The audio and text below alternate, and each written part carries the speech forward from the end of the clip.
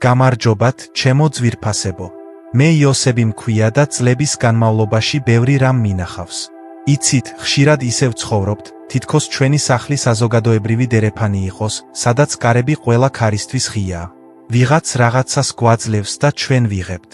ვიღაც რაღაცას გვეუბნება და ჩვენ ვუსმენთ. თავს ვუქნევთ, ვიღიმებით და ჩვევის გამო ვფიქრობთ, რომ თუ ადამიანი ხელს გვიწვდის, ის აუცილებლად სიკეთესა და ზრუნვას შეიცავს. მაგრამ მოდით, მოხუცმა კაცმა გითხრათ სიმართლე, რომელიც ერთხელ ჩემმა ბაბუამ, ბრძენმა ებრაელმა, რომელმაც იცოდა სიცოცხლის რეალური ფასი, გამიმხილა. ჩვენ შეჩვეულები ვართ ვიფიქროთ, რომ უარის თქმა ცუდია, რომ ყველასთვის მოსახერხებელი უნდა ვიყოთ. და ამიტომ თავად ვერ ვამჩნევთ ამას, ჯიბეებს სხვისი პრობლემებით, სხვისი დანაშაულის გრძნობით და სხვისი შიშებით ვავსებთ. შემდეგ კი გვიკვირს, რატომ გვიჭირს სუნთქვა ასე, რატომ გვტკივა გული და რატომ არ შეგვიძლია ღამით ძილი. დღეს ვისაუბრებთ იმაზე, თუ როგორ შევწყვიტოთ სხვისი პრობლემების საწყობად ყოფნა. შვიდ რამეზე მოგიყვებით, რაც არასდროს, გესმით ჩემი, არასდროს არ უნდა მიიღოთ სხვა ადამიანებისგან. თუ გსურთ თქვენი ჯანმრთელობისა და საღი აზრის შენარჩუნება, დაგთხოვთ, ნუ იჩქარებთ გადახვევას. თანმიმდევრობით წავალთ მარტივიდან რთულამდე. მაგრამ ყველაზე ღირებული, ის მთავარი ჭეშმარიტება, რომელიც ყველაფერს აერთიანებს და ჭეშმარიტად ცვლის ბედს, ბოლოსთვის შემოვინახე. უყურეთ ბოლომდე, რადგან ეს უკანასკნელი აზრი გახდება გასაღები, რომელიც ერთხელ და სამუდამოდ დახურავს თქვენს კარს ყველაფრისთვის, რაც არასაჭიროა. პირველი, რაც არ უნდა მიიღოთ, არის არახელსაყრელი შედარება. ეს ალბათ ყველაზე გავრცელებული შხამია, რომელსაც ყოველდღე გვთავაზობენ და რომელსაც დიდი ყლუპებით ვსვამთ, იმის შეუმჩნევლად თუ როგორ გვწამლავს. რამდენად ხშირად გესმით ნათესავებისგან, ნაცნობებისგან ან თუნდაც საკუთარი თავისგან ასეთი სიტყვები: შეხედეთ თქვენი დედის მეგობრის შვილს, ის უკვე მენეჯერია. შეხედეთ თქვენს თანაკლასელს, მან უკვე ააშენა სახლი, თქვენ კი ჯერ კიდევ ნაქირავე ბინაში ხართ. შეხედეთ მას, თქვენს ასაკში მას უკვე 2 შვილი ჰყავს. როდესაც ამ სიტყვებს ეთანხმები, როდესაც ამ შედარებას ეთანხმები, საშინელი რამ ხდება. არსებითად აღიარებ, რომ შენი ცხოვრება, შენი უნიკალური გზა შეცდომაა. სხვის სამფლობელოს ირჩევ და მისით შენი სულის გაზომვას იწყებ. და რა თქმა უნდა, ამ უცხო სამფლობელოთი ყოველთვის უფრო დაბალი, უარესი, ღარიბი იქნები. ეს შედარება ენერგიას გიპარავს. შენი გამარჯვებებით, თუნდაც პატარაებით, გახარების ნაცვლად, თავს წარუმატებლად გრძნობ. იწყებ მარათონში სირბილს, რომელშიც არასდროს დარეგისტრირებულ ხარ, უბრალოდ იმისთვის, რომ ვინმესთვის დაუმტკიცო, რომ უარესი არ ხარ. და ეს არის რბოლა, რომელშიც ვერ გაიმარჯვებ, რადგან ყოველთვის იქნება ვინმე ახალგაზრდა, მდიდარი ან უფრო წარმატებული. შედარების მიღებით საკუთარ თავს უარყოფ. მახსოვს, როგორ მასწავლა ეს გაკვეთილი ბაბუამ, როცა 20 წელზე ცოტა მეტი ვიყავი. იმ დროს მაღაზიაში უბრალო ასისტენტად მუშაობდი და ფული მხოლოდ აუცილებელი ნივთებისთვის მრჩებოდა. ერთ დღეს შორეული ნათესავი, დეიდა ბელა, გვესტუმრა. ის მაგიდასთან იჯდა, ჩაის სვამდა და მთელი საათის განმავლობაში გვიყვებოდა თავის ძმის შვილზე, რომელმაც საკუთარი ბიზნესი გახსნა. ძვირადღირებული ეტლი იღიდა და ინგლისური შალის კოსტიუმები ეცვა. ისეთი მოტკბო თანაგრძნობით შემომხედა და მითხრა: ხედავ, იოსია, ხალხი აურზაურობს, ხალხი ცხოვრობს და შენ ერთ ადგილას ხარ გაჩედილი. მე თავი დახრილი ვიჯექი და თავს სრულიად უვარგისად ვგრძნობდი. მეჩვენებოდა, რომ ამ დედამიწაზე ადგილს ვკარგავდი. როდესაც ის წავიდა, ბაბუა მომიახლოვდა, მძიმე ხელი მხარზე დამადო და ისეთი რამ თქვა, რაც მთელი ცხოვრება დამამახსოვრდა. მან თქვა: ჯოზეფ, არასდროს მისცე ხალხს უფლება, რომ ფასიანი ნიშანი ჩამოგიკიდონ, როგორც ბაზარში საქონელს. გახსოვდეს, ვიოლინო არ ცდილობს დოლურას დაემსგავსოს. თუ ვიოლინო ბრახუნს დაიწყებს, ის გადყდება, მაგრამ დოლურად არ გადაიქცევა. იმ ბიჭს თავისი გზა აქვს, შენ კი შენი. თუ სხვის თეფში გაიხედავ, შენი საჭმელი გაცივდება და უგემური გახდება. შემდეგ მან ამიხსნა, რომ ყოვლის შემძლე თითოეულ ჩვენგანს ერთ ეგზემპლარად ქმნის. შედარების მიღება ნიშნავს შემოქმედისთვის იმის თქმას, რომ მან შეცდომა დაუშვა, როდესაც შენ ისეთად შეგიქმნა, როგორიც ხარ. მას შემდეგ, როდესაც ვინმე ცდილობს ჩემს შედარებას უფრო წარმატებულ ადამიანთან, მე უბრალოდ ვიღიმი და ბაბუის სიტყვები მახსენდება. მე ამ საჩუქარს არ ვიღებ. მე მას მჩუქერს ვტოვებ. და იცით, ცხოვრება ბევრად უფრო ადვილი გახდა, რადგან მე ჩემივე ტემპით დავდივარ და არა სხვისი ჩრდილის დევნას. მეორე, რაც არ უნდა მიიღოთ, არის მარადიული ლოდინის მდგომარეობა, ან როგორც მე მას ვუწოდებ, გადავადებული ცხოვრების სინდრომი, გაჯერებული საკუთარი უღირსობის მწარე გრძნობით. ეს არის ის, როდესაც თქვენ ეთანხმებით იმ აზრს, რომ რეალური ცხოვრება ჯერ არ დაწყებულა, რომ ახლა ეს მხოლოდ პროექტია, რეპეტიცია, მომზადება. თქვენ ცხოვრობთ ღრმა რწმენით, რომ ჯერ არ ხართ საკმარისად კარგი, არც საკმარისად მდიდარი, არც საკმარისად გამხდარი ან არც საკმარისად ჭკვიანი, რომ ახლავე იყოთ ბედნიერი. თქვენ იღებთ თამაშის პირობებს, რომელშიც ბედნიერება არის ჯილდო, რომელიც უნდა დაიმსახუროთ მრავალი წლის ტანჯვით, მოთმინებითა და ჩამორთმევით. თქვენ ელოდებით. ელოდები, როდის დაინახავს ადამიანი, რომელიც არ გაფასებს, უეცრად სინათლეს და ხელში აგიყვანს. თქვენ ელოდებით, როდის შეამჩნევს უფროსი, რომელიც გიხდით ცენს, ერთ დღეს თქვენს ნიჭს და ოქროთი გაგამდიდრებთ. თქვენ ელოდებით ორშაბათს, რომ თქვენს ჯანმრთელობაზე ზრუნვა დაიწყოთ. თქვენ ელოდებით ბავშვების გაზრდას, რათა საკუთარი თავისთვის იცხოვროთ. თქვენ ელოდებით, სანამ 10 კილოგრამს დაიკლებთ, რომ ეს ლამაზი კაბა იღიდოთ. და ყველაზე საშინელი ის არის, რომ მიმტანის მდგომარეობის მიღებით. თქვენ ეთანხმებით მეორეხარისხოვანი პერსონაჟის როლს თქვენს ბედში. თქვენ ზიხართ სათადარიგოთა სკამზე და უყურებთ, როგორ თამაშობენ სხვები მოედანზე. თავს იმ ფიქრით ანუგეშებთ. ჩემი დრო მოვა, მაშინ მე ნამდვილად ვაჩვენებ მათ. მაგრამ იცით, რა არის ტრაგედია? თქვენ იღებთ სიცარიელეს დროის ნაცვლად. თქვენ ცვლით თქვენს ერთადერთ უნიკალურ დღეებს, საათებსა და წუთებს მომავლის ილუზიაზე, რომელიც შეიძლება არასდროს დადგეს.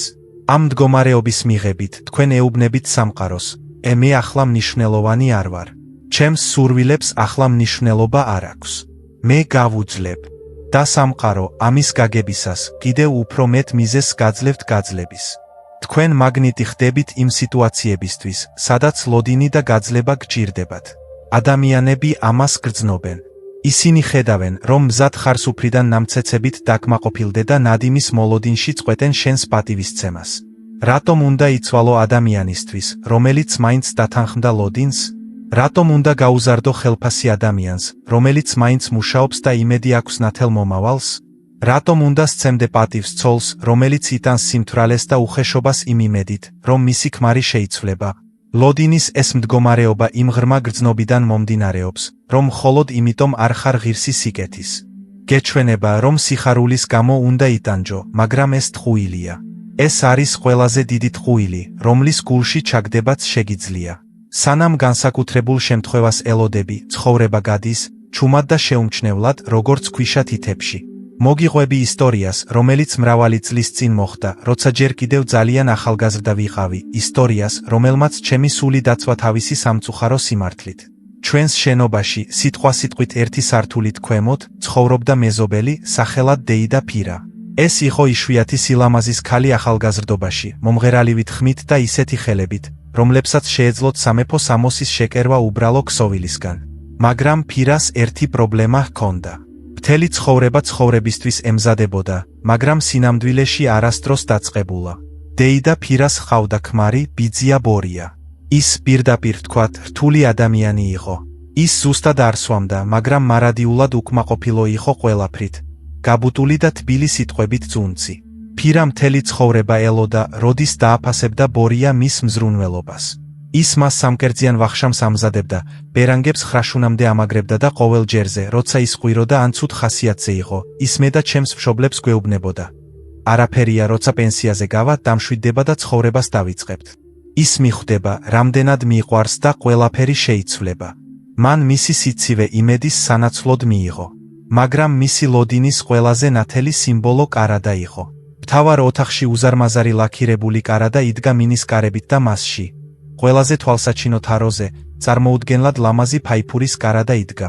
გერმანული საუკეთესო ხელით მოხატული მივიწყებები და ოქროსფერი მორთვით.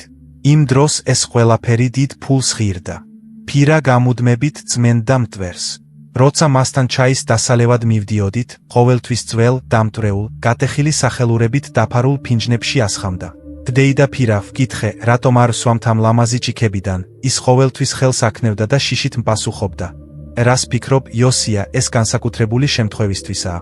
როცა წლისთავია, ან ბორია დაწინაურდება, ან ბავშვები პირველად მოდიან შვილიშვილებთან ერთად. ეს ზეიმისთვისაა. ყოველდღე ასეთი სილამაზით დალევას არ ვიმსახურებ. შეიძლება გავდეხოთ. წლები გავიდა. 10 წელი, 20. ბორია პენსიაზე გავიდა, მაგრამ უფრო კეთილი არ გამხდარა, მხოლოდ უფრო გაბუტული გახდა. წლისთავები გადიოდა, მაგრამ ფირა ყოველთვის ამბობდა: ეს შესაფერისი განწყობა არ არის. მოდი, ოფიციალურ ჯურჯელს ნუ დავასველებთ. ყაბისთვის საოცარი აბრეშუმის ნაჭერი იყიდა, მაგრამ კარადაში შეინახა. როცა ზაფხულისთვის წონაში დავიკლებ, მაშინ შევკერავ. აბრეშუმი გაყვითლდა და ნაკეცებში დალპა. ერთ წყნარ შემოდგომის საღამოს დეიდა ფირა გარდაიცვალა. ის მშვიდად ძილში წავიდა, არასდროს დალოდებია თავისი განსაკუთრებული შემთხვევა. დაკრძალვიდან ერთ თვეზე ნაკლებ დროში, ბიძია ბორიამ, რომელიც დიდხანს არ გლოვობდა, სახლში ახალი ქალი შემოიყვანა. ახალგაზრდა ქალი, ხმაურიანი და სრულიად უბრალო. მახსოვს, როგორ შევჩერდი რაღაცის მოსატანად და კარებში გავიყინე. ეს ახალი დიასახლისი მაგიდასთან იჯდა. ჩვეულებრივ ფაფას მიირთმევდა და თავის ძაღლს იმ გერმანული სერობიდან დავიწყებებით აჯმევდა. თეფშები ჯრიალებდა, ერთი ჩიქა უკვე იატაკზე იყო გატეხილი. კარგი კერძებია, მითხრა მან, ჩემი მზერის შემჩნევისას. უბრალოდ ძალიან მყიფეა. იქიდან ისე გავიქეცი, თითქოს დამცვარი ვიყავი. ფიზიკურად დავშავდი. ზემოთ ავედი, სადაც ბაბუაჩემი იჯდა და ყველაფერი ვუამბე. დეიდა ფირას გამო წყენისგან ვიხრჩობი. დავიყვირე, როგორ შეიძლება ეს? 30 წელი იცავდა ამას. დღესასწაულს ელოდა და ახლა ძაღლი ჯამს. ბაბუა ჩუმად მისმენდა, შემდეგ ჩაითავის საყვარელ, ლამას ფინჯანში ჩაისხა და მითხრა: ჯოზეფ, დაიმახსოვრე ეს გაკვეთილი. ფირამ შეცდომა დაუშვა, რომელსაც მილიონები უშვებენ. მას ეგონა, რომ ცხოვრება დაუსრულებელი საწყობია და საუკეთესო შეიძლება შორეულ თაროზე იმალებოდეს. მაგრამ ცხოვრება საწყობი არ არის, ეს მატარებელია, რომელიც მხოლოდ ერთი მიმართულებით მიდის. ფირას არ ჰქონდა განცდა, რომ ყოველდღე ზეიმის ღირსი იყო. ის გამუდმებით ფიქრობდა, რომ ზეიმისთვის ტანჯვა იყო საჭირო. მაგრამ ზეიმი იქვეა, ფინჯან ჩაიში, თუ მას სიამოვნებით სვამ. არასდროს გადადო საუკეთესო მოგვიანებით. მოგვიანება სულიერად ღარიბებისთვის ნუგეშია. იცხოვრე ახლა, გატეხე ჯურჯელი, ჩაიცვი საუკეთესო პერანგები, შეიყვარე, თქვი სიმართლე, რადგან ის განსაკუთრებული შემთხვევა, რომელსაც ელოდები, შეიძლება არასდროს მოხდეს და საბოლოოდ, უცხო ძაღლი შენს ოცნებებს შეჭამს. მას შემდეგ არასდროს შემინახია ნივთები უკეთესი დროებისთვის. მიუხვდი, რომ ლოდინის მდგომარეობა საკუთარი თავის ქურდობაა. არ შეეგუო ამ პოზიციას. დღეს ღირსი ხარ ლამაზი ფინჯნიდან დალიო უბრალოდ იმიტომ, რომ ცოცხალი ხარ. ნუ დაელოდები ვინმეს, რომ ბედნიერების ნებართვა მოგცეს. მიეცი საკუთარ თავს ნებართვა. მესამე. ხსნელის როლი ზრდასრული ადამიანისთვის. ხსნელის როლის მიღება ნიშნავს დაეთანხმო გიჟურ იდეას, რომ შეგიძლია იცხოვრო სხვა ადამიანისთვის. გონია, რომ შენს გარეშე ისინი დაიღუპებიან, დათვრებიან, ვალებში ჩავარდებიან, შიმშილით მოკვდებიან ან უბრალოდ ვერ შეძლებენ ფეხსაცმლის თასმების შეკვრას და შენ იწყებ დახმარებას. მაგრამ მოდით, ვიყოთ გულახდილები, ხშირად ეს დახმარება არ არის, ეს ინვალიდის შექმნაა.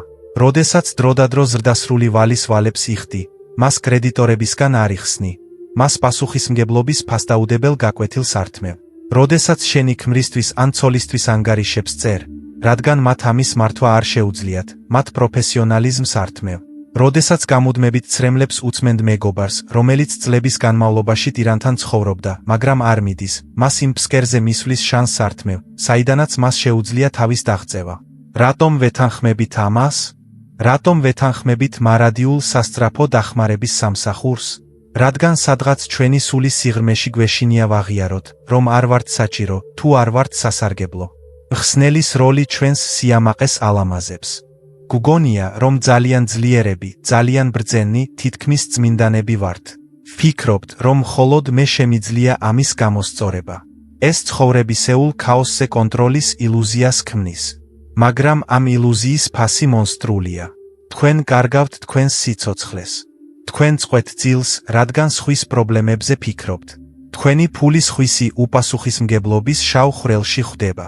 თქვენი ჯანმრთელობა ინგრევა მუდმივი სტრესისგან, რომელიც თქვენიც კი არ არის. და რაც ყველაზე ცუდია, თქვენ ანადგურებთ იმას, ვისაც იხსნით. თქვენ შესაძლებლობის მქონე ზრდასრულ ადამიანს პარაზიტად აქცევთ. საკუთარი ხელით ახშობთ მათ სიცოცხლის სურვილს. რატომ უნდა დაიძაბონ თავი, თუ თქვენ იქ ხართ? რატომ უნდა ისწავლონ ცურვა, თუ ყოველთვის ზურგს ტივად ამაგრებთ? საბოლოოდ, როდესაც თქვენი ძალა გამოგელევათ და გამოგელევათ, ეს ადამიანი დაიხრჩობა და თქვენც თან ჩაგითრევთ. მინდა მოგიყვეთ ისტორია, რომელმაც ეს მკაცრი წესი მასწავლა. ეს მაშინ მოხდა, როცა უკვე მოზარდი ვიყავი, მაგრამ მაინც ფართოდ გახელილი, გულუბრყვილო თვალებით ვუყურებდი სამყაროს. ჩემს ბაბუას ჰყავდა ძველი მეგობარი, იუველირი, სახელად ხაიმი. ხაიმი ოქროს ხელებიანი ოსტატი იყო. მას შეეძლო 100 წლის წინ გაჩერებული საათის შეკეთება. მაგრამ ხაიმს ერთი პრობლემა ჰქონდა. მისი უმცროსი ძმა, ლიოვა. ლიოვა უკვე 40 წელს გადაცილებული კაცი იყო, მაგრამ სულში ის 5 წლის კაპრიზული ბავშვი რჩებოდა. ის მომხიბვლელი იყო, ხმაურიანი, ყოველთვის გრანდიოზული გეგმებით, რომლებიც უცვლელად კრახით მთავრდებოდა. ლიოვა არ მუშაობდა, ის საკუთარ თავს ეძებდა. ხან ანტიკვარებით ვაჭრობა სურდა, ხან იშვიათი თუთიყუშების მოშენება, ხან საეჭვო ლატარიებში ინვესტიციის ჩადება. და ყოველ ჯერზე წარუმატებლად. და ყოველ ჯერზე ხაიმთან მისვლისას. ხაიმი, როგორც უფროსი ძმა, დანაშაულის გრძნობას განიცდიდა. მათი მშობლები ადრე გარდაიცვალნენ და ხაიმი დედას დაჰპირდა, რომ ლიოვას მოუვლიდა. და ის მასზე ზრუნავდა. მან ლიოვას ვალები გადაიხადა, ლომბარდებიდან მისი ნივთები გამოისყიდა. პოლიციასთან მოლაპარაკება აწარმოა, როდესაც ლიოვა უსიამოვნებაში გაეხვა და ლიოვას მიერ დაუსრულებელი შეყვარებულებისთვის ნაქირავები ბინის საფასურიც კი გადაიხადა. ხაიმი დღეში 16 საათი მუშაობდა, სამუშაო მაგიდაზე იყო მოხრილი, მხედველობას კარგავდა და დასვენებაზე უარს ამბობდა, რათა ლიოვას საკუთარი თავის ძებნა გაეგრძელებინა. მახსოვს, ერთხელ ხაიმი ბაბუასთან მივიდა. საშინლად გამოიყურებოდა, ჯაღარა, კანკალებდა ხელები, ჩაცვენილი თვალები. სკამზე ჩამოჯდა და ბავშვივით ატირდა. թե რა მოხდა ხაიმ, იკითხა ბაბუამ, ლიოვა ისე უსიამოვნებაშია, ჩურჩულით თქვა იუველირმა. პატიოსანი სიტყვით, ძალიან სერიოზული ადამიანებისგან უზარმაზარი თანხა ისესხა. რესტორნის გახსნა უნდოდა. არც რესტორანია, არც ფული. ხალხი კი ხვალ დილამდე ითხოვს ვალის დაბრუნებას, თორემ დააზიანებენ.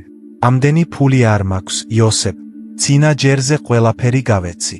მოვედი, რომ გთხოვე, ფული მასესხე, გადავიხადო. შენი შვილიშვილებისთვის საათებს უფასოდ შევაკეთებ ჩემი სიცოცხლის ბოლომდე. ბაბუა დიდხანს ჩუმად იყო. ოთახში საათები წიკწიკებდა და ეს ხმა ჩაქუჩის დარტყმას ჰგავდა. მეგონა, ბაბუა ახლა თავის საგანძურს გამოიტანდა და მეგობარს გადაარჩენდა. მაგრამ ბაბუამ ისეთი რამ გააკეთა, რამაც მაშინ ზურგში ჟრუანტელი მომგვარა. მან თქვა, არა ხაიმ, ფულს არ მოგცემ. ხაიმმა საშინელებითა და ურწმუნოებით სავსე თვალები ასწია მისკენ. გინდა, რომ მოკლან? ჩემი მეგობარი ხარ. მე შენი მეგობარი ვარ, ამიტომ ფულს არ მოგცემ, მტკიცედ თქვა ბაბუამ. ხაიმ, მომისმინე. 30 წელია ლიოვას ცხოვრებიდან ყიდულობ. მის სისულელესა და შედეგებს შორის ბუფერი გახდი. რატომ უნდა გახდეს ლიოვა ჭკვიანი? მას არანაირი მიზეზი არ აქვს. შენ მას ხავხარ. ღმერთად წარმოიდგინე თავი, ხაიმ. გადაწყვიტე, რომ სხვისი ჯვარი შეგიძლია ატარო, მაგრამ შენს თავს შეხედე. გუდები და ლიოვა, ის მხოლოდ უფრო თავხედი და სულელი ხდება. თუ ახლა ფულს მოგცემ, უბრალოდ ჯოჯოხეთის შემდეგი რაუნდის ბილეთს ვუყიდი და საფლავში ჩაგაგდებ. რა ვქნა? იყვირა ხაიმმა. ის ჩემი ძმაა. წადი სახლში, თქვა ბაბუამ და ლიოვას სიმართლე უთხარი. უთხარი, ძმაო, ფული არ მაქვს. აღარ შემიძლია შენი გადარჩენა. თავად მოაგვარე ეს პრობლემა. მიდი ამ ხალხთან შესთავაზე, რომ ყველაფერს გაიკეთებ, გაყიდი შენს ნივთებს, გააკეთე ის, რაც გინდა. ეს შენი ცხოვრებაა და ახლა შენ უნდა აგო პასუხი. ხაიმი წავიდა, მთვრალივით ქანაობდა. მე ბაბუას შევუტიე. ბაბუ, როგორ შეგეძლო? ლიოვას მოკლავენ. შემდეგ ბაბუამ ძალიან სერიოზულად შემომხედა და მითხრა. იოსია, გახსოვდეს, დახმარება ისაა, როცა მშიერ კაცს სათევზაო ანკეს საძლე. დაზოგვა ისაა, როცა თევს იჭერ, ღეჭავ და პირში იდებ, სანამ ის დივანზე წევს. ზოგჯერ, რომ ადამიანმა დგომა ისწავლოს, საყრდენები უნდა მოხსნა და ტალახში პირქვე დააგდო. მხოლოდ მიწიდან შეგიძლია გაძრომა. ლიოვა არ მოუკლავთ. როდესაც მიხვდა, რომ ხაიმი ნამდვილად ერთ კაპიკსაც არ მისცემდა. პირველად ცხოვრებაში ისე შეშინდა, რომ თავად წავიდა კრედიტორებთან. სიკვდილის შიში დიდი მოტივატორია. ის ევედრებოდა, მათ ფეხებთან დაცოცავდა და ისინი სამსახურში მიხავდათ. საწყობში ყველაზე ჭუჭყიან, ურთულეს სამუშაოზე, რათა ვალი დაეფარა. 2 წლის განმავლობაში ლიოვა ტომრებს ათრევდა. კარადაში ეძინა და წყლით პურს ჭამდა. ხაიმი ამის ყურებით იტანჯებოდა, მაგრამ ბაბუამ ჩარევა აუკრძალა. და იცით რა? 2 წლის შემდეგ ლიოვამ ვალი დაუბრუნა. მაგრამ ის უკვე სხვა ადამიანი იყო. მან შეწყვიტა მარადიული ბიჭი ყოფნა. მან ისწავლა ფულის, სიტყვის და შრომის ფასი. ის არ გახდა მდიდარი კაცი, მაგრამ ზრდასრული კაცი გახდა, რომელმაც ძმას აღარასდროს სთხოვა 1 კაპიკიც კი. და ხაიმი საბოლოოდ დაქორწინდა, თუმცა უკვე 50 წელს გადაცილებული იყო და პირველად წავიდა ზღვაზე დასასვენებლად. ასე რომ, ჩემო მეგობრებო, ნუ შეეგუებით მხსნელის როლს. ეს სიამაყეა. ეს სხვისი ძალის უპატივცემულობაა. სხვისთვის ცხოვრება არ შეგიძლია, ისევე როგორც მათთვის ჯამა ან ძილი არ შეგიძლია. ადამიანებს მათი შეცდომები დაუტოვე. ეს მათი საკუთრებაა, მათი გამოცდილება და მათი ზრდის გზა. იზრუნეთ თქვენს ბაღზე, ნუ ეცდებით მეზობლის ბაღში პლასტმასის ყვავილების მორწყვას. მეოთხე არის გამოცდილებით, პერსპექტივით ან უბრალოდ დიდი ადამიანური მადლიერებით გადახდაზე თანხმობა რეალური ფულის ნაცვლად. ყურადღებით მომისმინეთ, ჩემო მეგობრებო, რადგან აქ ჩვენ ძალიან თხელ ყინულზე ვაბიჯებთ, რომლის ქვეშაც სიღარიბისა და პროფესიული გადაწვის ყინულიანი წყალი იმალება. ეს არის ხაფანგი, რომელიც იჭერს არა მხოლოდ ახალგაზრდა სტუდენტებს, არამედ ზრდასრულებს, ნიჭიერ ადამიანებს, თავიანთი ხელობის ოსტატებს, რომლებმაც უბრალოდ დაივიწყეს, ან დაეხმარნენ დავიწყებაში, თუ რამდენად ღირებულები არიან სინამდვილეში. ეს შხამი ყოველთვის ყველაზე ტკბილ შეფუთვაშია მოთავსებული. ისინი არ გეუბნებიან, ჩემთვის უფასოდ იმუშავე, რადგან ხარბი ვარ და ფულის დაზოგვა მინდა. არა. ისინი სრულიად განსხვავებულ სიტყვებს გეუბნებიან. ისინი გეუბნებიან, ეს არის უნიკალური პროექტი, რომელიც თქვენს პორტფოლიოს დაამშვენებს. ჩვენ ახლა სტარტაპი ვართ, მაგრამ როდესაც ავიღებთ, მოგების რიგში პირველი იქნებით. გააკეთე ეს ჩვენთვის და ქალაქში ყველა სერიოზული ადამიანი გაიგებს შენს შესახებ. ჩვენ მეგობრები ვართ, შევრიგდებით. და შენც დამეთანხმები. რატომ? იმიტომ, რომ შიგნით ზის პატარა შეშინებული ბავშვი, რომელსაც არ სჯერა საკუთარი ღირებულების. გეჩვენებათ, რომ ფულის თხოვნაა საჭირო, რომ თქვენი შრომისთვის ანაზღაურების მოთხოვნა სამარცხვინო, არასულიერი ან თუნდაც უხეშია. ფიქრობთ, კარგი, ახლა გავუძლებ, ჩემი სახელისთვის ვიმუშავებ და მერე სახელიც იმუშავებს ჩემთვის. თქვენ იღებთ ამ ვალუტას, იმედისა და დაპირებების ვალუტას. მაგრამ მინდა გკითხოთ, გიცდიათ ოდესმე მაღაზიაში მისვლა და პურის ყიდვა პერსპექტივით? გიცდიათ ბინის გადასახადების გადახდა გამოცდილებით? გიცდიათ ბავშვებისთვის დიდი ადამიანური მადლობის გამოკვება? მაღაზიაში მოლარე გიყურებთ, თითქოს გიჟი ხართ, რადგან რეალურ სამყაროში, ზრდასრულთა სამყაროში ენერგია ენერგიაზე იცვლება. თქვენი შრომა, თქვენი დრო, თქვენი ცოდნა, თქვენი უძილო ღამეები და თქვენი ნერვები, ეს არის ენერგია. და ფული ამ ენერგიის უნივერსალური ეკვივალენტია, პატივისცემისა და თქვენი ღირებულების აღიარების ნიშანი. როდესაც თქვენ ანაზღაურების გარეშე იღებთ სამუშაოს, თუ ეს არ არის გულწრფელი ქველმოქმედება, არამედ რეალური სამუშაო, რომლისთვისაც კლიენტი მიიღებს მოგებას, თქვენ დანაშაულს ჩადიხართ საკუთარი თავის წინააღმდეგ. თქვენ ეუბნებით მსოფლიოს, მე არაფრის ღირსი არ ვარ. შემიძლია გამომიყენო. ჩემი დრო ნაგავია. სამწუხაროდ, სამყარო სიამოვნებით ეთანხმება ამას. ისინი, ვინც პერსპექტიული კლიენტებით იხდიან, ვერასდროს მომისმინეთ, ვერასდროს მოგიტანენ სიმდიდრეს, რადგან ისინი, ვინც დღეს არ აფასებენ თქვენს შრომას, ვერცხვალ დააფასებენ მას. მათთვის თქვენ არ ხართ პარტნიორი, თქვენ რესურსი ხართ. თქვენ ხართ გამოწურული ლიმონი, რომელსაც გადააგდებენ, როგორც კი წვენი გამოელევათ და ისინი ახალ ენთუზიასტს იპოვიან. მინდა მოგიყვეთ ისტორია, რომელიც ჩვენს სამეზობლოში მრავალი წლის წინ მოხდა, როდესაც ჩემი ბაბუა ჯერ კიდევ ძალით იყო სავსე. მე კი ბიჭი ვიყავი, რომელსაც უყვარდა სახელოსნოებში სიარული. ეს არის ისტორია დიდ მოტყუებაზე და იმაზე, თუ რამდენად ძვირი ღირს უფასოდ იდება. ჩვენს ქუჩაზე ცხოვრობდა მკერავი, სახელად მოტელი. ის უბრალოდ მკერავი არ იყო, ის ნამდვილი მხატვარი იყო. მოტელს ღმერთმა ხელები აკოცა. მას შეეძლო უხეში ბურლაპის აღება და მისგან ისეთი ქურთუკის შეკერვა, რომ არ შეგრცხვებოდათ გუბერნატორთან ერთად მიღებაზე წასვლა. მაგრამ მოტელს ერთი პრობლემა ჰქონდა. ის პათოლოგიურად მოკრძალებული იყო და სრულიად ვერ ითვლიდა ფულს. ის პატარა ოთახში ცხოვრობდა, პურსა და ჩაის მიირთმევდა და ყველაფერს, რასაც შოულობდა, კარგ ძაფებსა და ნემსებში ხარჯავდა. და შემდეგ ერთ დღეს მოტელში ზალცმანის სახელით ცნობილი კაცი მოვიდა. ზალცმანი ცნობილი კაცი იყო.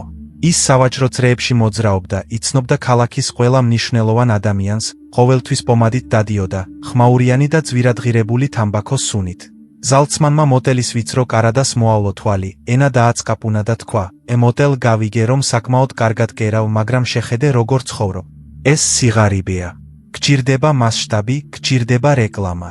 მოტელმა მხრები აიჩეჩა და რაღაც ბოდიშის მოხდით ჩაილაპარაკა. მომისმინე, განაგრძო ზალცმანმა და მხარზე ხელი დაადო. ერთ თვეში ოდესაში დიდი ვაჭრების ბალი იქნება. საზოგადოების ყველა წარმომადგენელი იქ იქნება. მინდა, რომ ფრაკი შემიგერო. მაგრამ არა მხოლოდ ფრაკი, შედევრი. საუკეთესო ხავერდი, აბრეშუმის უგულებელი, ოქროსფერი ნაკერით. ეს ძვირი დაგიჯდებათ, ბატონო ზალცმან, მორცხვად თქვა მოტელმა. მასალები, სამუშაო. შეწყვიტეთ, შეაწყვეტინა ზალცმანმა. რა ფული? თქვენს მომავალზე ვსაუბრობთ. მომისმინეთ, ამ ფრაკს ჩავიცვამ და ყველა იკითხავს. ზალცმან, ვინ არის ეს გენიოსი, ვინც ჩაგაცვა? მე კი ვიტყვი, ეს არის მოტელი მალაია არნაუტსკაიადან. მეორე დღეს კი აქედან პორტამდე რიგი გექნებათ. მეფეების მკერავი გახდებით. სიცოცხლის შანსს გაძლევთ, მოტელ. უფასოდ გამიკეთეთ ეს ფრაკი რეკლამისთვის და მე მდიდარ კაცად გაქცევთ. და მოტელი დაიჯერა მოტელმა. მან ეს სურათი დაინახა. მდიდარი კლიენტების რიგი, ახალი სახელოსნო, პატივისცემა. დაეთანხმა ის. მთელი თვის განმავლობაში მოტელი არ ეძინა. მან დახარჯა მთელი თავისი დანაზოგი, რომელიც ზამთრისთვის გადადო საუკეთესო შავი ხავერდისა და ლიონის აბრეშუმის შესაძენად. სხვა შეკვეთებს არ იღებდა, რადგან ეშინოდა, რომ დრო არ ექნებოდა. კრეკერებს ჭამდა, ლოყები ჩაუცვივდა, მაგრამ თვალები ეწვოდა. ოცნების ფრაკს გერავდა. როდესაც სამუშაო დაასრულა, ის მართლაც დიდებული იყო. ფრაკი ხელთათმანივით ერგებოდა. ფლობელს უფრო გამხდარს აჩენდა, დიდებულებას სცენდა. ზალცმანი მოვიდა, მოირგო, სარკის წინ დატრიალდა და წამოიძახა. ბრავისიმო მოტელ, გენიოსი ხარ. კარგი, სულ ესაა, სიმდიდრეს დაელოდე. აიღო ფრაკი, ყარი მიხურა და წავიდა ისე, რომ ჩაისთვის ერთი კაპიკიც კი არ დაუტოვებია. ერთი კვირა გავიდა, კიდევ ერთი თვე. მოტელი ფანჯარასთან იჯდა და ელოდა. მაგრამ მდიდარი კლიენტების რიგი არ შედგა. მასთან ეტლებით არავინ მისულა. შეშა გაუთავდა და ოთახი გაცივდა. საჯმელი არაფერი იყო. ერთ დღეს ჩემი ბაბუა, რომელმაც ეს ამბავი იცოდა, მოტელში გაჩერდა, დაინახა, რომ კანკალებდა და მშიერი იყო და ყველაფერი მიხვდა. თავი გააქნია და უთხრა: მოდი მოტელ, გავისეირნოთ. ქალაქის ცენტრში, მდიდარ რესტორანში მიიყვანა, სადაც ზალცმანი შემთხვევით სადილობდა. ის სხვა ვაჭრებთან ერთად იჯდა, იმავე ფრაკში გამოწყობილი და ხმამაღლა იცინოდა. ბაბუამ მოტელს ხელი უბიძგა: წადი და მოусმინე. ჩვენ უფრო ახლოს მივიწიეთ, სვეტს მიღმა დავიმალეთ. ერთ-ერთმა ვაჭარმა ზალცმანს ჰკითხა: სოლომონ, შვენიერი ფრაკი. სად გააკეთე? მართლა პარიზში, მოტელი გაიყინა. გული უცემდა. ახლა მის სახელს ითხოვდნენ. ზალცმანი სკამზე უდარდელად მიეყრდნო, სიგარიდან ნაცარი გადააგდო და ხმამაღლა თქვა: რა პარიზი? მე თვითონ მოვიფიქრე ჭრილი. რომელიღაც ადგილობრივმა სულელმა, მოხუცმა ებრაელმა, ცენტიან ფასად შეკერა. მისი სახელიც კი არ მახსოვს. იცით, კოლეგებო, ეს ბედისწერაა. მოტელი სვეტზე ჩამოცურდა. ჩუმად ტიროდა, სახეზე ხელებით იფარავდა. მისი დიდების ოცნება დაიმსხვრა ძარცველის სასტიკი ცინიზმის ფონზე. იმ საღამოს ბაბუამ ჩვენს სამზარეულოში მოტელის ცხელი წვნიანი დაასხა და თქვა სიტყვები, რომლებიც ახლა მინდა გადმოგცეთ. მოტელ, დაიმახსოვრე ეს გაკვეთილი, თუნდაც მთელი დანაზოგი დაგეკარგა. შენი ნიჭი ჰაერის სანაცვლოდ გაყიდე. ზალცმანმა ერთი რამით არ მოგატყუა. მან შენი ფასი თავის თვალში გაჩვენა. ნული. გახსოვდეს, დიდება პურზე არ ვრცელდება. გამოცდილება ცივ ზამთარში არ გათბობს. თუ ადამიანი პატივს სცემს ბატონს, ის მას მონეტებს უხდის, რადგან მონეტა მადლიერების საზომია. და ის, ვინც ხვალ ოქროს მთებს კუპირდება, რათა დღეს სპილენძის ერთი პენი არ გადაიხადოს, უბრალოდ ქურდია, რომელიც შენს დროს იპარავს. მადლობის სანაცვლოდ აღარასდროს იმუშაო. კარგმა ბატონმა იცის თავისი ფასი, ხოლო ცუდი ბატონს ეძებს. მოტელი გადარჩა. მან შეწყვიტა იმედისმომცემი მეგობრების ძებნა. კარზე აბრა ჩამოკიდა. დილით ფული, საღამოს სკამები. და იცი, ხალხი მასთან მიდიოდა. არა ისინი, ვისაც უფასო საჩუქრები სურდა, არამედ ისინი, ვისაც ხარისხი სურდა და მზად იყო გადაეხადა ამისთვის. სიტყვები კვამლივით ქრებიან. დააფასე საკუთარი თავი. შენი შრომა შენი ცხოვრებაა, რომელიც მოქმედებაში გადაიზარდა. ნუ მისცემ შენს ცხოვრებას უფასოდ მათ, ვისაც მხოლოდ მოხმარება შეუძლია. შენ ღირსი ხარ, გადახდის აქ და ახლა. მეხუთე რამ არის წარმატებული წარმატების კულტი. ეს ჩვენი საუკუნის დაავადებაა. ეს არის ეპიდემია, რომელიც ადამიანებს უფრო საიმედოდ ანადგურებს, ვიდრე ცივ ზამთარში ქარი. ეს არის ობსესიური, წებოვანი იდეა, რომ თქვენ უნდა იყოთ დიდი, მდიდარი, ცნობილი და პროდუქტიული 24 საათის განმავლობაში. ეს შხამი შეუმჩნევლად აღწევს ჩვენში. დილით თვალებს ახელთ, იღებთ ტელეფონს და სხვა ადამიანების ბედნიერების აღლუმი გადმოგეღვრებათ. ხედავთ ადამიანებს, რომლებიც უკვე 20 წლის ასაკში მილიონერები არიან, რომლებიც წელიწადში 12-ჯერ მოგზაურობენ, რომლებსაც აქვთ იდეალური სხეულები, იდეალური ბავშვები, რომლებიც აკვნიდან ვიოლინოზე უკრავენ და იდეალური ბიზნესები თავად მართავენ. და ეს ბრიალა სამყარო ყურში გიყვირის. ედა რა მიაღწიეთ? რატომ სვამთ მხოლოდ ხავას და არ იხსნით პლანეტას? რატომ გძინავთ 8 საათი, როცა დიდი ადამიანები 4-ს წინავთ? თქვენ ზარმაცი ხართ. საკმარისად არ ცდილობთ, თქვენ წაგებული ხართ. და თქვენ ამას ეთანხმებით. თქვენ ეთანხმებით ამ საშინელ აზრს. მე არ ვარ სიყვარულის და ბედნიერების ღირსი, სანამ გამორჩეული არ გავხდები. სირბილს იწყებ. ერთვები ფინიშის გარეშე რბოლაში. ხიდულობ არასაჭირო ტრასებს. დაღლილობამდე შრომობ. უარს ამბობ შაბათ კვირაზე. გავიწყდება, როგორი სუნი აქვს ჰაერს წვიმის შემდეგ, რადგან ჰაერის შესუნთქვის დრო არ გაქვს. რაღაც უნდა მიაღწიო. პროდუქტიული რობოტი ხდები. შენს ცხოვრებას არა სიხარულის რაოდენობით, არამედ შენს სამოქმედო სიაში არსებული ნიშნების რაოდენობით ზომავ. მაგრამ იცი, რა არის ყველაზე საშინელი ამ კულტში? ის შენს ცხოვრებას სხვებისთვის ლამაზი სურათით ცვლის. მანქანას ყიდულობ არა იმისთვის, რომ მართო, არამედ იმისთვის, რომ მეზობლებმა ნახონ, რომ შეგიძლია იყიდო. მოსაწყენ, მაგრამ პრესტიჟულ სამსახურში მიდიხარ, რათა კლასის შეხვედრაზე თქვა. მე ტოპ მენეჯერი ვარ და თანაკლასელების თვალებში შური დაინახო. პლასტმასის ხილს მიირთმევ, რადგან ისინი ნამდვილ ვაშლებზე უფრო კაშკაშა ჩანს. მაგრამ პლასტმასით ვერ დაკმაყოფილდები. წარმატების კულტის მიღებით, ეშმაკთან კონტრაქტს აფორმებ. მას შენ სულს, სიმშვიდეს, ჯანმრთელობას და საყვარელ ადამიანებთან ერთად გატარებულ დროს აძლევ და სანაცვლოდ ნევროს, უძილობას და მარადიულ მღრღნელ განცდას იღებ, რომ ჯერ კიდევ საკმარისად კარგი არ ხარ. რადგან ამ რბოლაში ყოველთვის იქნება ვიღაც, ვისი იახტაც უფრო გრძელია, სახლიც უფრო მაღალი და ღიმილიც უფრო ფართო. და ამ ფანტომური წარმატებისკენ სწრაფვისას, თავად ცხოვრებას ენატრები. ვერ ხედავ, როგორ იზრდებიან შენი შვილები, რადგან მათთვის იმპერიას აშენებ. მაგრამ ბავშვებს იმპერია არ სჭირდებათ. მათ სჭირდებათ მამა, რომელიც დროულად დაბრუნდება სახლში და ითამაშებს მათთან. ტელეფონში კი არ იყვირებს. მინდა მოგიყვეთ ისტორია, რომელიც ოდესაში მრავალი წლის წინ მოხდა, სანამ მსოფლიო ინტერნეტისგან გაგიჟდებოდა, მაგრამ ხალხი უკვე გიჟდებოდა ამაოებისგან. ეს არის ისტორია კაცზე, სახელად სოლომონ ცუკერმანზე, მაგრამ ქალაქში მას სოლომონ ოქროსთავიანს ეძახდნენ. სოლომონი ჩემი ბაბუის შორეული ნაცნობი იყო, წარმოუდგენელი ენერგიის მქონე კაცი. როგორც ჩანს, მის შიგნით არა გული, არამედ ორთქლის ძრავა იდგა, რომელიც არასდროს ჩერდება. სოლომონმა ტყავის ნაწარმის პატარა მაღაზიით დაიწყო, მაგრამ ეს მისთვის საკმარისი არ იყო. იოსებს უთხრა მან ჩემს ბაბუას, როდესაც ისინი ბულვარში შეხვდნენ, ცხოვრება ხანმოკლეა, ყველაფერი უნდა წაართვა. რატომ მჭირდება ერთი მაღაზია, თუ 5 შემიძლია მქონდეს? რატომ 5, თუ შემიძლია ქარხნის აშენება? და ააშენა. ის ქარზე სწრაფად გარბოდა. გახსნა ქარხანა, შემდეგ გადაზიდვებში ჩადო ინვესტიცია, შემდეგ კი მარცვლეულით ვაჭრობა დაიწყო. 4 საათი ეძინა. გზაში ჭამდა, ხშირად ნამცეცებს ყრიდა თავის ძვირადღირებულ, შეკვეთით შეკერილ ჟილეტებზე. ის ყოველთვის ჩქარობდა. თუ დაინახავდა ვინმეს, რომელიც უბრალოდ სკამზე იჯდა და მტრედებს კვებავდა, ფხუკუნებდა. უსაქმურები. დრო ფულია. სანამ ჩიტებს კვებავენ, მე კაპიტალს ვშოულობ. სოლომონს ბიძაშვილი, ავრუმი ჰყავდა. ავრუმი სოლომონის სრულიად საპირისპირო იყო. ის წიგნების შემკვრელად მუშაობდა. მას პატარა სახელოსნო ჰქონდა ნახევრად სარდაფში, სადაც წებოს, ძველი ქაღალდისა და ტყავის სუნი იდგა. ავრუმს შეეძლო საათობით ემუშავა ერთ ხერხემალზე. ძაფის ფერს არჩევდა. ის ზუსტად იმდენს შოულობდა, რამდენიც სიცოცხლისთვის, გემრიელი ვახშმისთვის და ახალი წიგნებისთვის.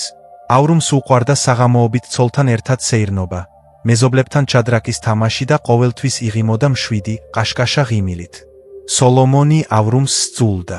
ის ხშირად ჩერდებოდა მის სარდაფში არა სტუმრად, არამედ ცხოვრების შესახებ სასწავლებლად. ავრუმ, დაიღრიალა მან კარიდან ოქროს საათებით. შენ ისევ ამ ორმოში ზიხარ. შემომხედე. გუშინ ინგლისელებთან გარიგება დავდე.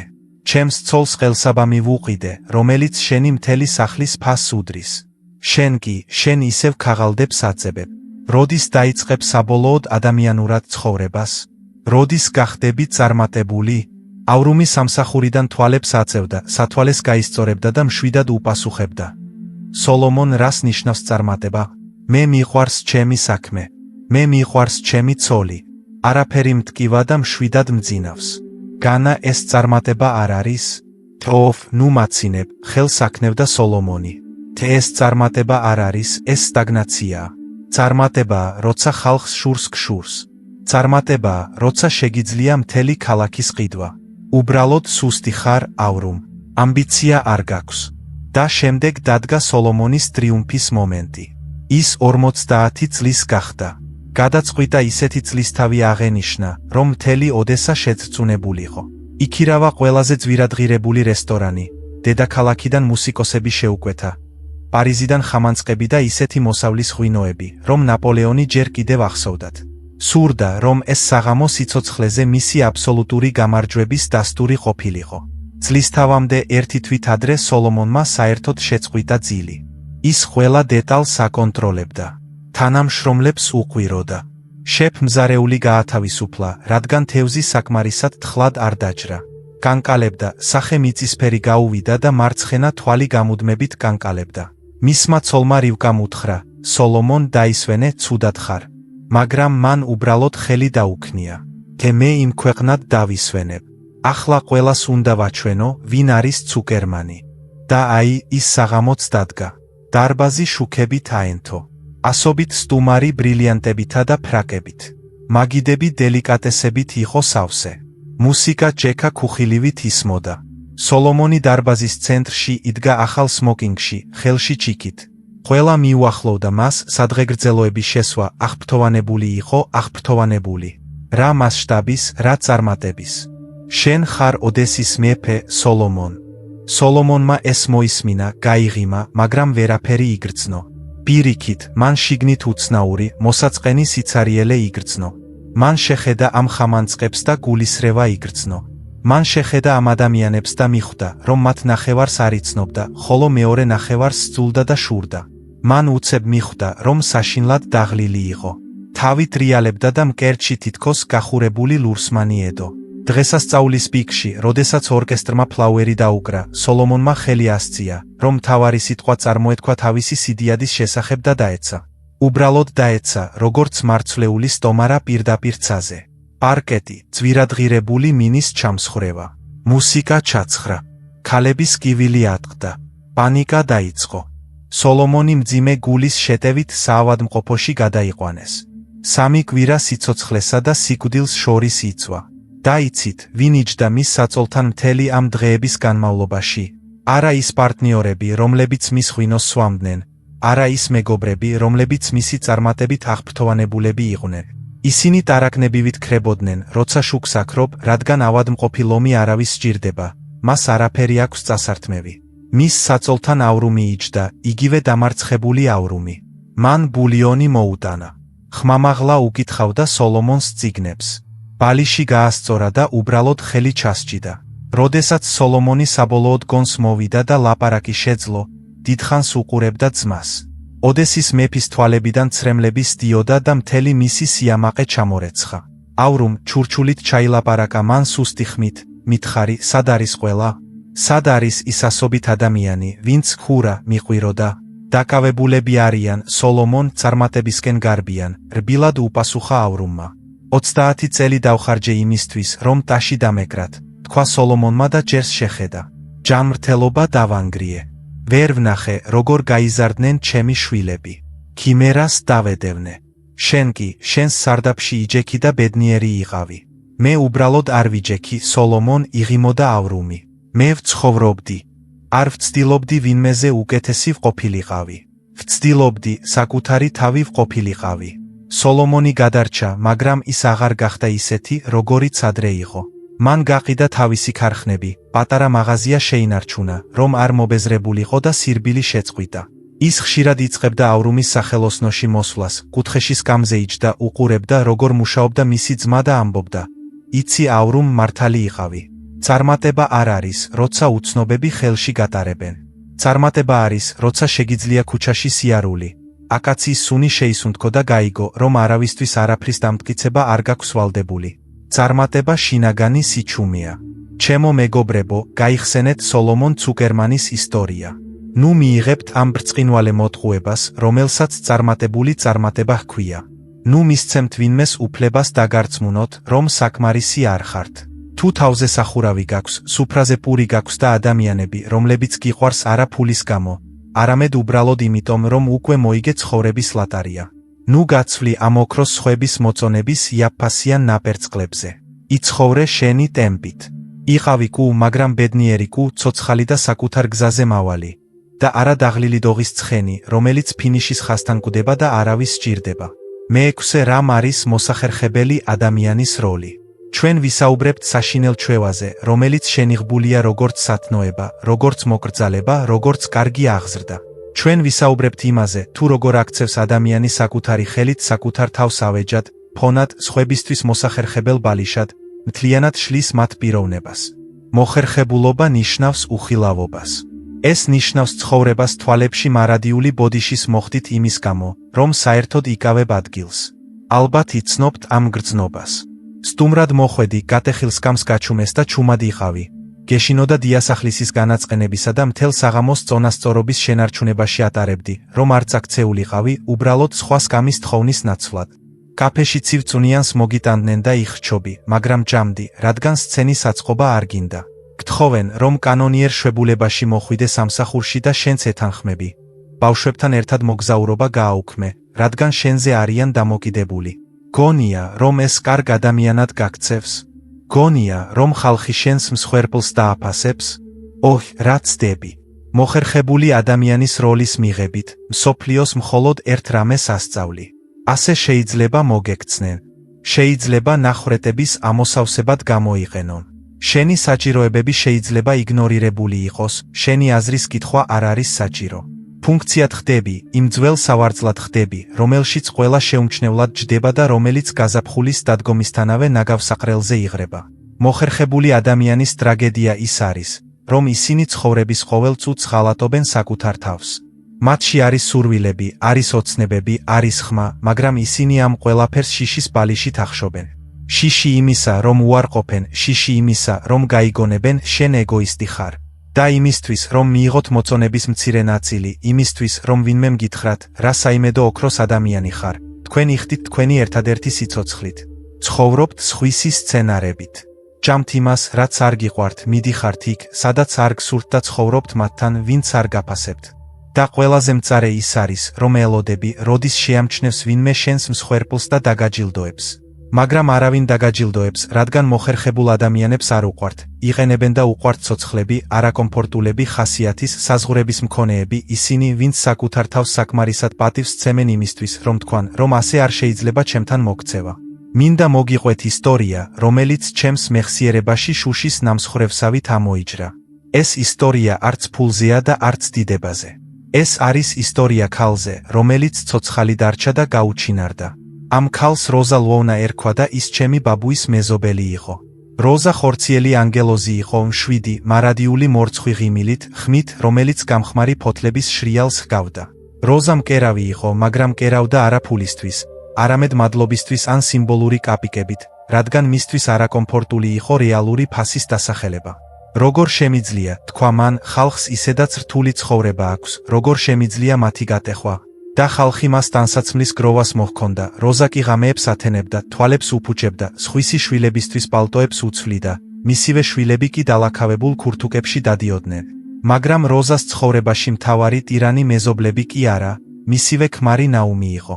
ნაუმი დიდი, ხმაურიანი კაცი იყო, ნადიმებისა და გრანდიოზული ჟესტების მოყვარული, ბუნებრივია სხვის ხარჯზე. ნაუმს სტუმრების მიღება უყვარდა. ყოველ პარასკევს მათი პატარა ბინა ხალხით იყო სავსე. მეგობრების მეგობრები მოდიოდნენ, შორეული ნათესავები, გამლელი ვაჭრები. და ყველას გვება სჭირდებოდა. როზამ ხუთშაბათს საჭმლის მომზადება დაიწყო. თევზის მთები გაწმინდა, ცომი მოზილა. 12 საათი იდგა ცხელ ღუმელთან შეშუპებული ფეხებითა და მტკივანი ზურგით. შაჰისთვის ღირსეული სუფრა გაშალა. ფარშირებული თევზი, კისერი, ციმები, კომბოსტოს ღვეზელები, შემწვარი ქათამი. როდესაც ნადიმი დაიწყო, ნაუმი სუფრის თავში დაჯდა, გაცითლებული, კმაყოფილი ლიქიორი დაასხა და ქება მიიღო. ოხ, ნაუმ, რა სუფრაა, რა მასპინძელია, იყვირეს სტუმრებმა. და სად იყო როზა? როზა სამზარეულოში იყო ან სამზარეულოსა და ოთახს შორის დარბოდა, თეფშებს ცვლიდა, სოუსს ამატებდა, ხელსახოცებს მოჰქონდა. ის ჩრდილი იყო. ის მიმტანი იყო საკუთარი ცხოვრების ქორწილში. და შემდეგ იყო ერთი საღამო, რომელმაც ყველაფერი შეცვალა. ეს იყო ნაუმის წლისთავი. ის 50 წლის გახდა. იმდენი ხალხი შეიკრიბა, რომ ოთახში სუნთქვა აღარ იყო. ყველა მაგიდა ერთად გადაიტანეს და მეზობლებისგან სკამები მოიტანეს. როზამ თავი გადააჯარბა. 3 დღე ამზადებდა, თითქმის არ ეძინა. ის ზეწარივით ფერმკრთალი იყო. ხელები უკანკალებდა, მაგრამ იმავე მოხერხებულ ღიმილში იღიმოდა. როდესაც ყველა დაჯდა, სადღეგრძელოები დაიწყო. ისინი ნაუმის ფართო სულზე, მის ნიჭზე, სტუმართმოყვარეობაზე საუბრობდნენ. ნაუმი ბრწყინავდა. და უცებ ერთ-ერთმა სტუმარმა, მოხუცმა ფარმაცევტმა ირგვლივ მიმოიხედა და იკითხა: სად არის დიასახლისი? სად არის ჩვენი პატარა როზა? დაჯდეს, ჩვენთან ერთად დალიოს. ყველამ თავი გადააქნია. როზა კარებში იდგა და ხელებს წინსაფარზე იწმენდა, სიკვდილისგან დაღლილი. ის მორცხვად მივიდა მაგიდისკენ და შემდეგ სიჩუმე ჩამოვარდა, რადგან მაგიდასთან თავისუფალი ადგილი არ იყო. არც ერთი სკამი, არც ერთი კუთხე. ყველაფერი ნაუმის სტუმრებით იყო დაკავებული. ნაუმმა, რომელსაც ოდნავადაც არ შერცხვა, ხელი დაუქნია და მთელი ოთახის გასაგონად ხმამაღლა თქვა: ოფ, არაფერია, ჩვენი როზა არ ამაყობს, არა ძვირფასო. სამზარეულოში ლუკმას შეჭამს, იქ სკამიდევს. ასე მისთვის კიდევ უფრო მოსახერხებელია მომსახურება. მოდი, როზა, ნუ დგახარ ჩვენს სულებზე, ცხელი კერძები მოიტანე. მე იქ ბაბუის გვერდით ვიჯექი. დაახლოებით 12 წლის ვიყავი, მაგრამ მეც კი ვიგრძენი, როგორ გაყინა ოთახში ჰაერი. როზა გაიყინა. სახე კიდევ უფრო გაუთეთრდა, ტუჩები აუკანკალდა. მან შეხედა ქმარს, რომელსაც 30 წელი სიცოცხლე აჩუქა, შემდეგ სტუმრებს, რომლებიც მის საჭმელს მიირთმევდნენ.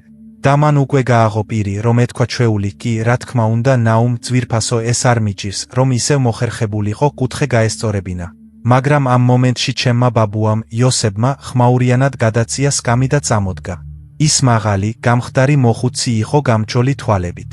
და როდესაც ასე წამოდგა, ყველაზე ხმაურიანი მყვირალაებიც კი გაჩუმდნენ. ბაბუამ აიღო თავისი თეფში ხელუხლებელი თევზით და რგოლით იატაკზე დააგდო. ფაიფური პატარა ნამსხვრევებად გაიფანტა. სიჩუმე სასიკვდილო გახდა. იოსებ, რა საკეთებ? შიშით ენა დაება ნაუმს. გაგიჟდი. ეს კუზნეცოვის ფაიფურია. ბაბუამ ნაუმს შეხედა, თითქოს წუნიანში ტარაკანი დაინახა და ჩუმი, მაგრამ საშინელი ხმით უთხრა: ფაიფური გეწოდება, ნაუმ? ცოლი არ გეწოდება?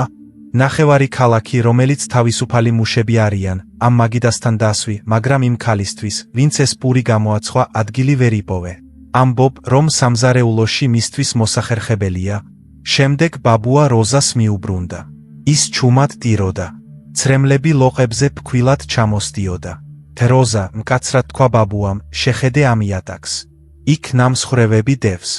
ასე გამოიყურება შენი ცხოვრება. თავი გაიტეხე, რომ ეს ხალხი რბილად დამჯდარიყო. გონია, რომ ეს სიკეთეა. არა, როზა.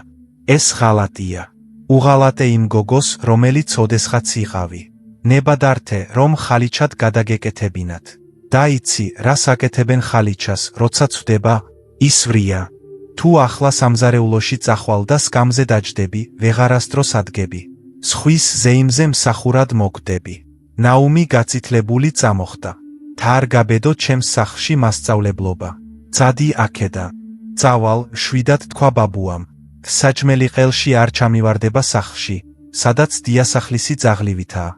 ბაბუა წავიდა და მე მის კვალს გავყევი. ქუჩაში ჩუმად მივდიოდით.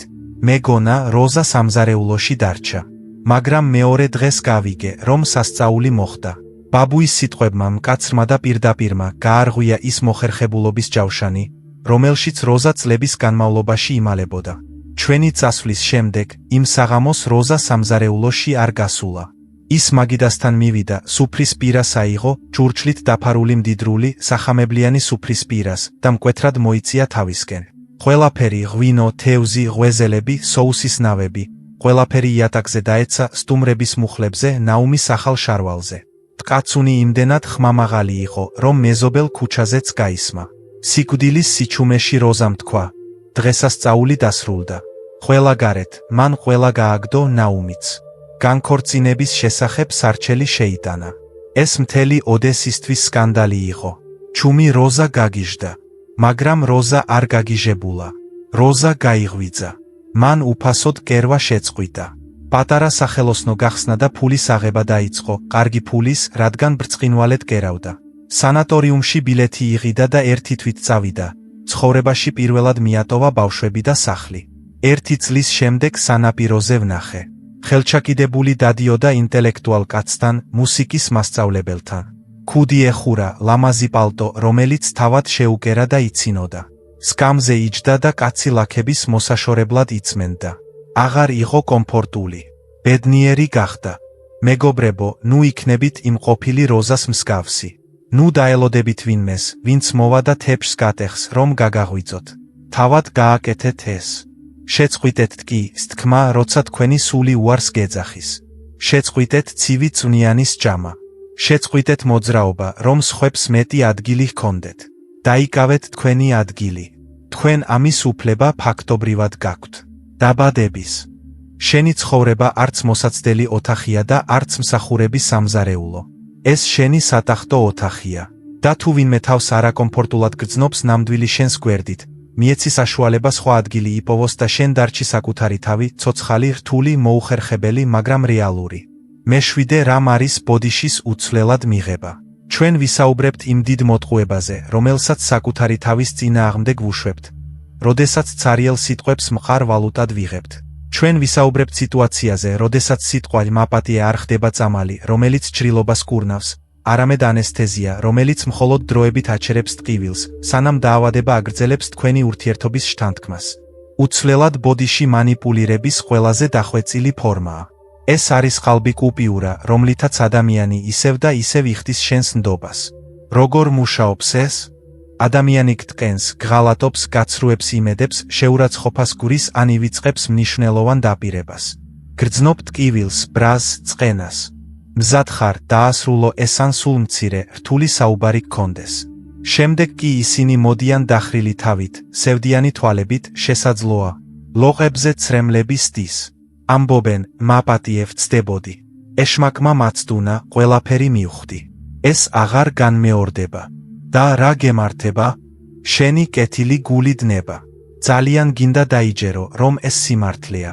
ძალიან გეშინია ამ ურთიერთობის დაკარგვის, იქნება ეს მეგობარი, მეუღლე, შვილი თუ ბიზნეს პარტნიორი.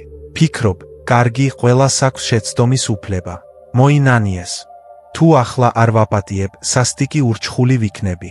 და პატიობ, ამოისუნთქავ, ისევ ხსნი ნდობის კრედიტს.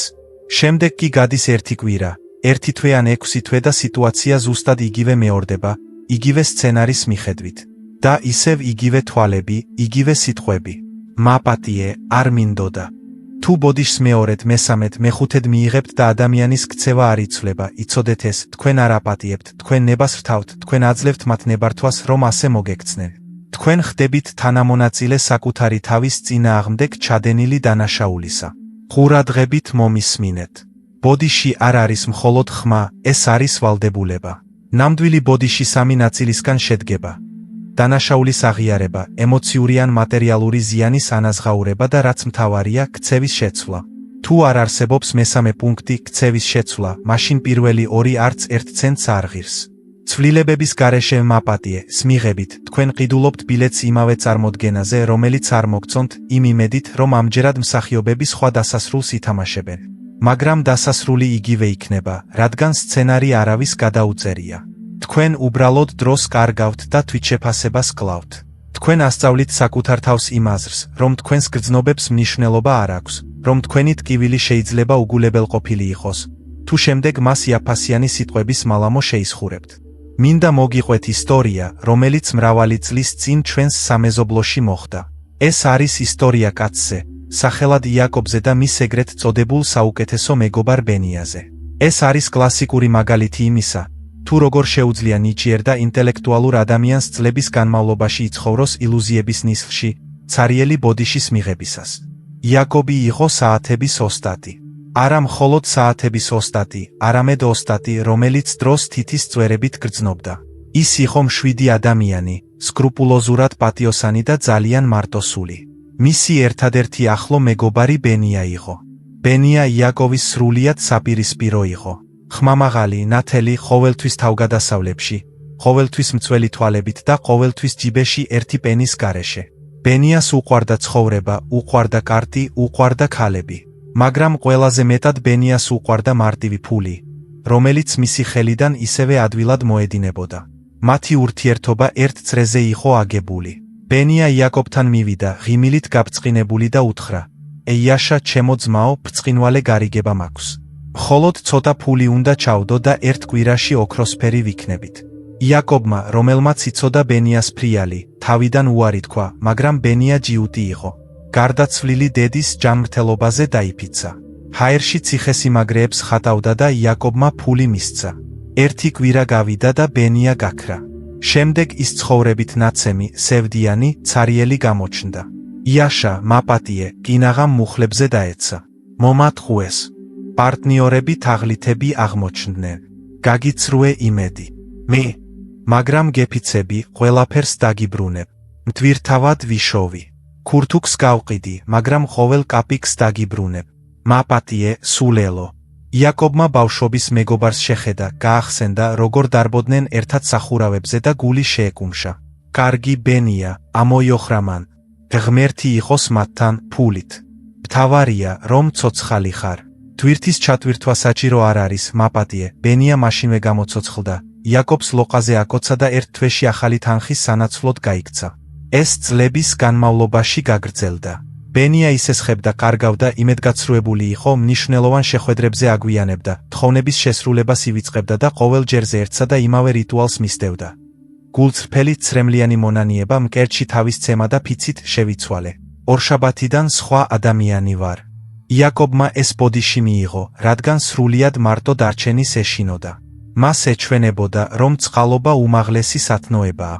მაგრამ ერთ დღეს რაღაც მოხდა, რაც უნდა მომხდარიყო. იაკობმა თავისი ცხოვრების წესრიგი მიიღო. რესტავრაციისთვის თავად გუბერნატორის სახლიდან ანტიკვარული იატაკის საათი მიუტანეს. ეს იყო ყველაზე რთული მექანიზმი, ნამდვილი ხელოვნების ნიმუში, რომელიც ოქროთი და იშვიათი ქვებით იყო მორთული. იაკობი მასზე 3 თვის განმავლობაში მუშაობდა. თითქმის არ გამოსულა სახელოსნოდან. როდესაც სამუშაო დასრულდა, საათი გუბერნატორის სასახლეში უნდა მიეტანათ. საათი მძიმე იყო. იაკობმა, რა თქმა უნდა, ბენიას დახმარებას თხოვა. ბენია, ეს ძალიან მნიშვნელოვანია, თქვა მან და მეგობარს თვალებში შეხედა, ხვალდილის 10 საათზე ეთლით უნდა იყო. საათს წავიღებთ. ჩემი რეპუტაცია ამაზეა დამოკიდებული, ჩემი მართვის მოწმობა, მთელი ჩემი ცხოვრება. არ გამიცრუებ იმედებს? ბენიამ საშინელი თვალებით შეხედა. იაშა, როგორ შეგიძლია? შეურაცხყოფას მაყენებ. 9:45-ზე ჯარისკაცივით შენს კართან ვიდგები. მესმის, შენი მეგობარი ვარ. დილა დადგა. 9:45 ბენია არა. 10:00 არც ერთი. იაკობი ნერვიულობს, სახელოსნოში დადის. მაშინ ტელეფონები არ იყო. ვერ დავრეკავ.